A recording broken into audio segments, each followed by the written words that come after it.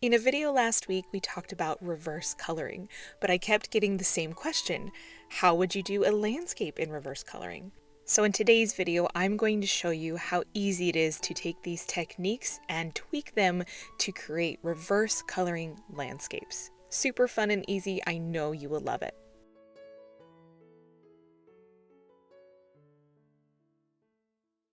All right, same thing as last time. You need watercolor paints. I'm using a Winsor and Newton palette that I set up myself. You'll need a larger round brush for this one because we're painting bigger areas. And you can use any paper that you like. Cellulose paper even works well for this technique.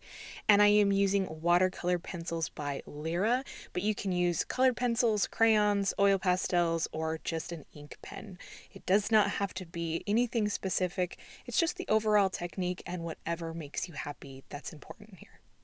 I have a glued down block, but if you do not, you can tape the edges of your paper because we are going to be using a lot of water and a lot of paint and you don't want your paper to buckle.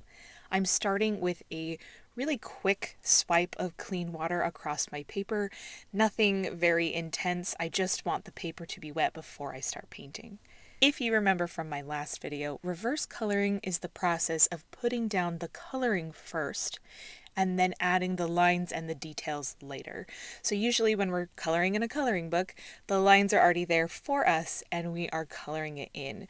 So we're just doing the opposite, thinking about where the lines will be and adding the color now. With landscape reverse coloring, we are letting all of these colors blob and merge together in the general idea of what we want in our landscape without focusing on too much of the detail. So I put in blue for my sky, kept it really simple, and then immediately went into my green colors for some background trees, a main tree over here to the right, because I want everything to blend together, but I don't really need very specific details because all of that can be added with the lines and the shading with the colored pencils later. Two things to consider with this watercolor layer. First, you need to go fast. This is a lesson in not overthinking, putting the colors down, not worrying so much about the perfect placement, but just getting colors down that merge together and leaving only a little bit of white space. We don't need a ton of white space in a landscape painting, even though you know I love just a little bit is nice. And getting all of those colors down before the paper dries, before the paint that you've already put down dries, so we can get the nice merge of the colors for this basic bottom layer. The second thing to keep in mind is this is the only time we're going to be using our watercolor paints. So we, one, need to keep most areas light because the colored pencil will do a lot of the work of bringing in our medium and dark values. But we can also add some dimension by blobbing in some darker details, like up in the tree. I added a few shadow leaf blobs and it gives the tree a lot of dimension, but then we move on from it because we can add more and more specific details later with the pencil lines. So keep in mind, this is the only layer we're going to be adding watercolor, and then add those colors appropriately without getting too dark. If you go too dark, it will be really hard to add the pencil lines later, but some areas can have a little bit of darkness to give more dimension with the watercolor level, so there's a good balance between watercolor values and pencil values later. If your paper dries before you are able to get down to the bottom, you can always use a little spray bottle to mist it, or you can just add water to the paper with your brush because again, this bottom layer, it doesn't have to be perfectly mixed. You could have back blooms. A lot of what we're doing is going to be covered up or fixed with the colored pencils or whatever you're using afterward. But I do love when my paper is still wet, doing some blobby drops of bright color like pinks and yellows and oranges for flowers. I think it is such a beautiful way to lift up these landscape paintings that can be very green and brown and blue. So just another way to add some more fun techniques into your landscape reverse coloring painting. And the watercolor part is finished. That's it. We do not want to overthink it. We just want to blend and blob and have the idea of what is supposed to be there. We can see greenery, we can see a road, flowers, a tree, kind of. But now we're going to let it completely dry so that we can add our line medium over the top and really bring this painting to life. All right, so I'm going to share with you now my best tips for making this reverse coloring method look really cool, because we're not just outlining the tree. You could just take some green, outline the tree, but it's going to look very boring. And it kind of defeats the purpose of why we're using watercolor and colored pencils in the first place. So the first tip is we are adding texture more than we are outlining. So I can use my colored pencils to outline a shape, but instead of just drawing a line to create a leaf or you define a leaf clump in the trees, I can shade and scratch in some color, creating a shadow, creating some texture that technically does the same thing. I'm defining a clump of leaves without drawing a specific line. So I think that would be the only thing that differentiates my style of reverse coloring versus if you were going to reverse color in a coloring book. Even if you were using pen to outline these shapes, you can use a pen to outline the tree clump with, the line, but then you can do hatching and cross hatching to give a lot of texture and shadow and depth into the piece. So we're looking to add texture. If you're just outlining it, it will look childish. We want it to look artistic, like we're just doing something a little bit more. The hatching, the scratching, the shading, the coloring in with different values and colors will give it a very unique look, which I think looks really great over the top of watercolor.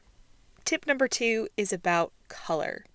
Sometimes we think we need to go in with the right colors, quote, air quotes here, of greens and blues for the tree, but there are so many different colors you can add to this tree to make it feel very dimensional and color appropriate.